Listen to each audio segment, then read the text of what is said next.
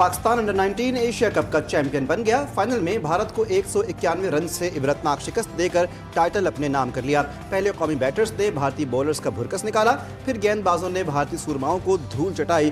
ابتدا سے ہی بھارتی بولرز پر لاٹھی چارج کیا۔ سمیر منہاس نے 113 گیندوں پر 172 رنز کی دھواں دھار اننگز کھیلی۔ قومی ٹیم نے مقررہ 50 اوورز میں 8 وکٹوں کے نقصان پر 347 رنز اسکور کیے۔ بیٹر احمد حسین کی نصف سینچری 56 رنز کی اننگ کھیلی۔ عثمان خان نے 35، کپتان فرحان یوسف 19 اور حمزہ ظہور نے 18 رنز بنائے۔ جیت کے بعد قومی کھلاڑیوں کا جشن، سجدہ شکر ادا کیا۔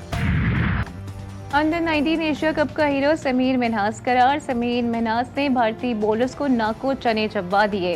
113 گیندوں پر 172 رنز کی دھواں دھار اننگ، 17 چوکے اور 9 چھکے لگائے۔ قومی بیٹر سمیر منہاس کو میچ اور ٹورنامنٹ کا بہترین کھلاڑی قرار دیا گیا۔ ہر کسی کی زبان پر سمیر منہاس کے چرچے۔ انڈر 19 ایشیا کپ کے فائنل میں بیٹرز کے ساتھ ساتھ قومی بولرز نے بھارت کو آؤٹ کلاس کر دیا۔ پاکستانی بولرز نے بھارتی بیٹنگ لائن کے پرکھ اڑا دیے۔ بھارتی ٹیم 348 رنز کے ہدف کے قریب بھی نہ پہنچ سکی۔ 6 بھارتی کھلاڑی ڈبل فگرز میں بھی داخل نہ ہو سکے۔ دیپیش دیورندن نے 36 رنز کے ساتھ کچھ مزاحمت کی۔ پاکستان کی جانب سے علی رضا نے 4 بھارتیوں کا شکار کیا۔ محمد سیام، عبدالسبحان اور حذیفہ احسن نے 2 وکٹیں لی۔ شہباز شاہینوں قومی انڈر 19 کی جیت کا جشن۔ پاکستان انڈر 19 کرکٹ ٹیم کی شاندار performance. Chairman Asian cricket council Mohsin Naqvi نے کھلاڑیوں کو مبارکباد دی۔ تماشائیوں میں گھل مل گئے۔ صدر مملکت آصف علی زرداری، وزیر اعظم کی پاکستانی ٹیم اور پوری قوم کو مبارکباد۔ شہباز شریف نے کہا کہ پاکستانی کھلاڑیوں نے بہترین کارکردگی کا مظاہرہ کیا۔ فائنل میں بھارت کو شکست دے کر پاکستانی کھلاڑیوں نے تاریخ رقم کی۔ سرفراز کبھی دھوکہ نہیں دیتا۔ پاکستان کے سابق کپتان سرفراز احمد نے بطور مینٹور پہلا ٹورنامنٹ جیتا۔ سرفراز احمد کی کپتانی میں پاکستان نے 2006 میں انڈر 19 ورلڈ کپ کے فائنل میں بھی بھارت کو شکست دی تھی۔ سرفراز احمد کی قیادت میں ہی ٹیم نے 2017 میں چیمپئنز ٹرافی فائنل میں بھارت کو ہرایا تھا۔ انڈر 19 ایشیا کپ میں پاکستان کی فتح۔ قومی کرکٹ ٹیم کے سٹارز کی بھی ٹیم کو مبارکباد۔ بابر اعظم نے سوشل میڈیا پر لکھا ویل ڈن بوائز، کریڈٹ سرفراز احمد کو جاتا ہے۔ شاداب خان نے کہا کہ انڈر 19 ٹیم کی جانب سے بہترین پرفارم کیا گیا۔ حسن علی کا کہنا تھا کہ انڈر 19 ایشیا کپ کی ٹرافی پاکستان لانا بڑی کامیابی ہے۔ نسیم شاہ اور شان مسعود نے بھی کھلاڑیوں کو تاریخی فتح پر سراہا۔ بھارت کی ہٹ درمی برقرار۔ انڈر 19 ایشیا کپ کے فائنل میں آج بھی کپتانوں کا مصافحہ نہیں ہوا۔ ٹاس سے قبل ٹرافی کے ساتھ تصویر کے موقع پر بھی دونوں کپتانوں نے ہاتھ نہیں ملایا۔ ستمبر میں ایشیا کپ میں بھی ہاتھ نہیں ملایا گیا تھا۔ کیا کہہ رہا ہے پاکستان؟ ٹی ٹی پی اور پاکستان میں سے کسی ایک کو آپ چوز کر لیں۔ اللہ کے نبی کی حدیث نہیں ہے کہ وہ مسلمان نہیں جس کے ہاتھ اور زبان سے کسی اور مسلمان کا نقصان ہو۔ ہمارے پاکستانی جو بچے ہیں ان کا خون جو ہے افغانستان کے ہاتھوں نہیں بہایا جا رہا۔ آج جو ہے وہ ٹی ٹی پی کی تشکیلیں جو آتی ہیں اس میں سے 70% افغانی ہوتے ہیں۔ یہ پاکستان کی قربانیوں کا صلہ آپ کو دیا جا رہا ہے۔ کسی بھی اسلامی ریاست کے اندر ریاست کے علاوہ کوئی جہاد کا حکم نہیں دے سکتا۔ اطیعوا اللہ و اطیعوا الرسول و اولو الامر منکم۔ اولو الامر کی مرضی کے بغیر، حکم کے بغیر کوئی جہاد کا جو ہے فتویٰ نہیں دے سکتا۔ افغانستان کو فتنۃ الخوارج اور پاکستان میں سے کسی ایک کا انتخاب کرنا ہوگا۔ افغان طالبان کی پشت پناہی سے دہشت گرد ہمارے شہریوں اور بچوں کو نشانہ بنا رہے ہیں۔ Chief of defence forces field marshal Asim Munir کا قومی علماء مشائخ کانفرنس سے خطاب۔ کہا فتنۃ الخوارج کی 2 تشکیلیں افغانستان سے آتی ہیں، ان میں 70% افغانی شامل ہیں۔ کسی بھی اسلامی ریاست میں ریاست کے علاوہ کوئی جہاد کا حکم اور فتویٰ نہیں دے سکتا۔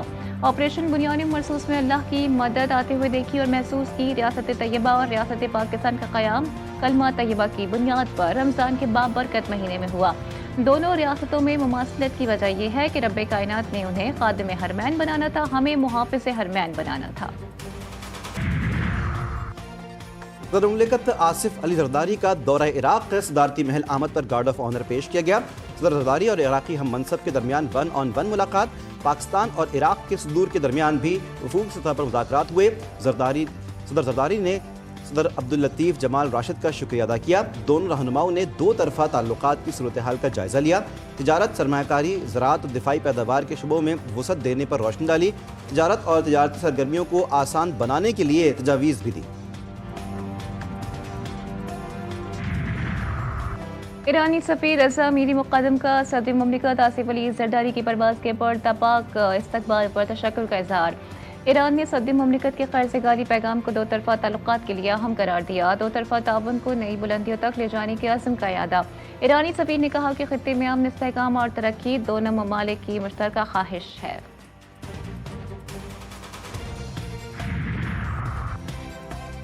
वज़ीर ख़ारिजा इसहाक़ डार का तुर्किया के हम मनसब से टेलीफोनिक रब्ता। पाक तुर्किया दो तरफ़ा ताल्लुक़ात के अहम पहलुओं पर तबादला ख्याल, फ़लस्तीन और गज़ा से मुताल्लिक़ तरीन पेशरफ्त के बारे में मुश्तरका नुक़्ता नज़र पर गुफ्तगू। इसहाक़ डार और ईरानी वज़ीर ख़ारिजा अब्बास इराक़ची के दरमियान टेलीफोनिक रब्ता। दो तरफ़ा ताउन के मुख्तलिफ शोबों का जायज़ा, इलाक़ाई सूरत हाल पर तबादला ख्याल, तजारती ताल्लुक़ात, राब्ता कारी और अवामी रवाबित को मज़ीद मज़बूत बनाने का अज़्म। दोनों रहनुमाओं ने इलाक़ाई अमन व तरक्की के लिए करीबी ताउन जारी रखने का इरादा किया। पाकिस्तान को आज एक सियासी मिसाक की ज़रूरत है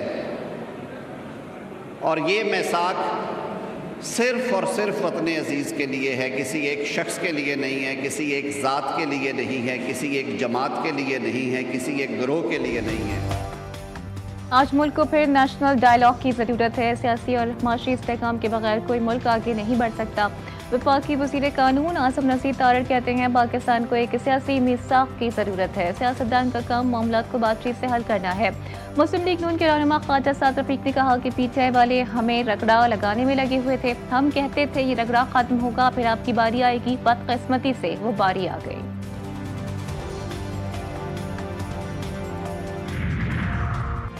भारत का मकरू चेहरा दुनिया के सामने बेनकाब। भारत में अक़लियतें महफूज नहीं, भारत में ख़वातीन भी महफूज नहीं। वफाकी वज़ीर खेलदास कोहिस्तानी ने कहा कि भारत ने जारियत के दौरान मदारिस और शहरी आबादी को निशाना बनाया। पाकिस्तान अमन पसंद मुल्क है और अमन का ख्वाह है। मौक़े हक़ में हमने मुत्तहिद होकर दुश्मन को शिकस्त दी। KPK में सिक्योरिटी फोर्सेस की कार्रवाइयाँ, भारतीय प्रॉक्सी फितनतुल खवारिज के 9 दहशतगर्द हलाक। ISPR के मुताबिक डेरा इस्माइल खान में इंटेलिजेंस बेस्ड ऑपरेशन में 4 खवारिज हलाक। बनू में फायरिंग के तबादले में 5 खवारिज मारे गए। हलाक दहशतगर्दों से असलहा गोला बारूद भी बरामद। दहशतगर्द सिक्योरिटी फोर्सेस और शहरियों पर हमलों में मुलव्वस थे।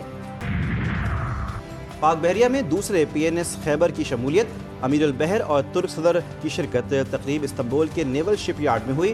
तुर्किया के सदर रजब तैयब एर्दोगान ने कहा कि पाकिस्तान और तुर्किया में मिसाली बरादराना ताल्लुकात हैं। दिफाई शोबे में दोनों ममालिक में ताउन बढ़ाने की ज़रूरत है।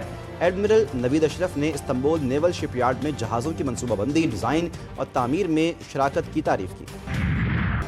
मुल्क में मौसम के बदलते रंग, कहीं बारिश तो कहीं बर्फबारी। पंजाब और KPK के मुख्तलिफ अजला में बारिश से सर्दी बढ़ गई। इस्लामाबाद और रावलपिंडी में बादल बरस पड़े। काखान और शोकरान के पहाड़ों पर बर्फबारी। नारायण पट्टा, कुंडी और बाबूसर टॉप पर हर तरफ सफेदी छा गई। एबटाबाद और गलियात में रात से हल्की बारिश। शगाई पास के पहाड़ों पर बर्फबारी। मौसम मजीद सर्द। हंगू में मौसम सरमा की पहली बारिश रिकॉर्ड। मुल्क के मैदानी इलाकों के बाद कराची भी सब सवेरे धुंध की लपेट में रहा। पाकिस्तान में रजब उल मुरज्जब का चांद नजर आ गया। यकुम रजब उल मुरज्जब कल 22 दिसंबर बरोज़ पीर होगी। चेयरमैन मरकजी रुयत हिलाल कमेटी मौलाना अब्दुल खबीर आज़ाद के ऐलान के मुताबिक वज़ारत मज़हबी उमूर ने नोटिफिकेशन जारी कर दिया। 16 जनवरी बरोज़ जुमा शब मेराज हो। कराची में एक और ट्रैफिक हादसा। प्रेयर थाने के करीब गाड़ी की टक्कर से 2 मोटरसाइकिल सवार जान से गए। लाशें जिला अस्पताल मुंतकिल। मरने वालों की शिनाख्त यश और धनराज के नामों से हुई। एबटाबाद में 3 बच्चों को जहर देकर कत्ल और अहलिया को जख्मी करने का मुकदमा दर्ज। FIR के मतन के मुताबिक मुलजिम काशिफ ने माली मुश्किलात के बाइस 3 बच्चों को जहर देकर कत्ल किया। अहलिया को भी कत्ल करने के लिए सर पर किसी आले से वार किया। मुलजिम ने खुद को भी तेज धार आले से जख्मी किया और फिर फंदा लगाकर खुदकुशी की कोशिश भी की। कराची में लांडी फ्यूचर मोड़ पर 2 बच्चे नदी में डूब गए। एक बच्चे को बचा लिया गया, दूसरा जा बहाक। डूबकर मरने वाले बच्चे की शिनाख्त 4 साला जैद के नाम से हुई है। लाश अस्पताल मुंतकिल। कराची में मसाइल के अंबार। जमात इस्लामी का पीपल्स पार्टी पर वार। कराची प्रेस क्लब पर शहर के मसाइल पर एहतजाज। अमीर जमात इस्लामी कराची मुनम जफर ने कहा, सिंध पर ऐसे सिस्टम को मुसल्लत कर दिया गया है जिसने कराची को यरगमाल बनाया हुआ है।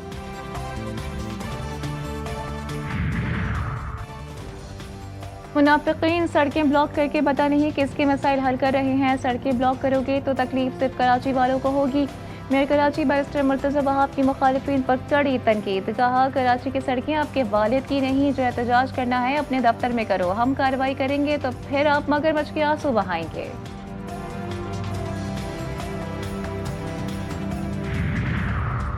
وزیر داخلہ محسن نقوی، وزیر مملکت داخلہ طلال چودھری کا لاہور ایئرپورٹ کا دورہ، بیرون ملک جانے والے مسافروں کے امیگریشن پروسیس کا جائزہ لیا، امیگریشن کاؤنٹرز پر FIA اہلکاروں کو اچھی کارکردگی پر شاباش دی اور حوصلہ افزائی کی، چند منٹ میں امیگریشن کا عمل مکمل ہو رہا ہے۔ مسافروں کی وفاقی وزراء سے گفتگو، محسن نقوی نے کہا پاکستان کی عزت اور آپ کی سہولت سب سے زیادہ عزیز ہے، کسی بھی مسافر کو بلا جواز سفر سے نہیں روکا جائے گا۔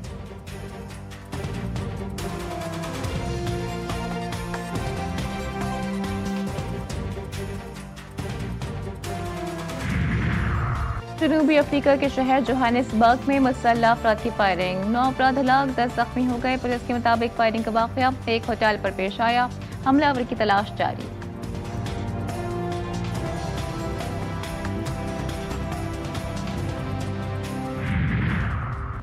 غزہ اور مغربی کنارے میں اسرائیلی کارروائیاں، 5 فلسطینی شہید، غزہ میں خستہ مکان گرنے سے 3 خواتین شہید، متعدد افراد زخمی۔ مشرقی علاقے میں 2 مقامات پر اسرائیلی ڈرون نے رہائشیوں کو نشانہ بنایا۔ خان یونس کے مشرق میں قابض افواج نے بختر بند گاڑیوں سے اندھا دھند فائرنگ کی۔ اسرائیلی حملوں میں اب تک شہید فلسطینیوں کی تعداد 62 ہو چکی ہے۔ میکسیکو سٹی ایئرپورٹ پر پائلٹ کا تنخواہ نہ ملنے پر مسافر بردار طیارہ اڑانے سے انکار، خود کو کاکپٹ میں بند کر لیا۔ پائلٹ نے مسافروں کو مخاطب کرتے ہوئے کہا کہ یہ جہاز تب تک نہیں اڑے گا جب تک ہمیں ہماری تنخواہ نہیں ملتی۔ ایشز سیریز کا تیسرا ٹیسٹ بھی آسٹریلیا کے نام، انگلینڈ کو 82 رنز سے شکست، 435 رنز کے تعاقب میں انگلش ٹیم 352 رنز پر ڈھیر۔ مچل اسٹارک، پیٹ کمنس، نیتھن لیون کے 3 شکار۔ دوسری اننگز میں آسٹریلیا کے ٹریوس ہیڈ نے 170 رنز کی شاندار اننگ کھیلی۔ انگلینڈ کی جانب سے زیک کرالی 85 رنز بنا کر نمایاں رہے۔ سیریز میں آسٹریلیا کو انگلینڈ کے خلاف 3-0 کی برتری حاصل۔ کراچی ایکسپو سینٹر میں عالمی کتب میلہ چوتھے روز بھی آب و تاب سے جاری، شہریوں کی بڑی تعداد کی پسندیدہ کتب کی خریداری۔